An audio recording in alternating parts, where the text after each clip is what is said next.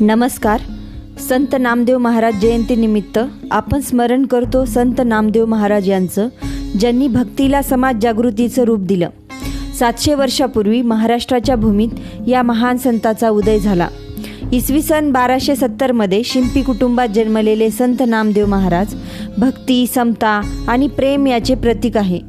बालपणापासूनच विठ्ठल भक्तीत रमलेले नामदेव सुरुवातीला सगुण भक्तीत मग्न होते, पण जेव्हा त्यांची भेट झाली संत ज्ञानेश्वरांशी, तेव्हा भक्तीला मिळाली ज्ञानाची जोड आणि हाच क्षण ठरला महाराष्ट्राच्या आध्यात्मिक क्रांतीचा प्रारंभ. नामदेव महाराज म्हणत, सर्वांभूती परमेश्वर, म्हणजे त्यांच्यासाठी देव प्रत्येक सजीवात होता. भाकरी पळवणाऱ्या कुत्र्यालाही त्यांनी तूप घेऊन धाव घेतली. हेच त्यांच्या समतेचं आणि प्रेमाचं सर्वोच्च उदाहरण होतं. नामदेवांनी सर्व 18 पगड जातीतील संतांना एकत्र आणून वारकरी संप्रदायात संघटित आणि लोकशाहीचं स्वरूप दिलं. त्यांच्या कीर्तन, अभंग आणि नामस्मरणाने समाजातील जातीभेदाचे तट कोसळले.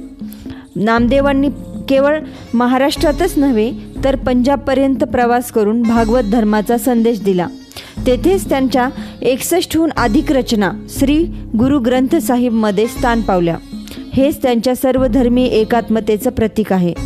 इसवी सन 1350मध्ये नामदेव महाराजांनी पंढरपूरच्या विठ्ठलाच्या पायरीशी समाधी घेतली, जेणेकरून प्रत्येक वारकऱ्याच्या चरणधुळीचा स्पर्श त्यांना व्हावा, अशी होती त्यांची नम्रता आणि समतेची भावना. संत नामदेव महाराजांचे जीवन म्हणजे समता, प्रेम आणि राष्ट्रीय एकात्मतेचा दीप. संत नामदेव महाराज जयंतीच्या हार्दिक शुभेच्छा.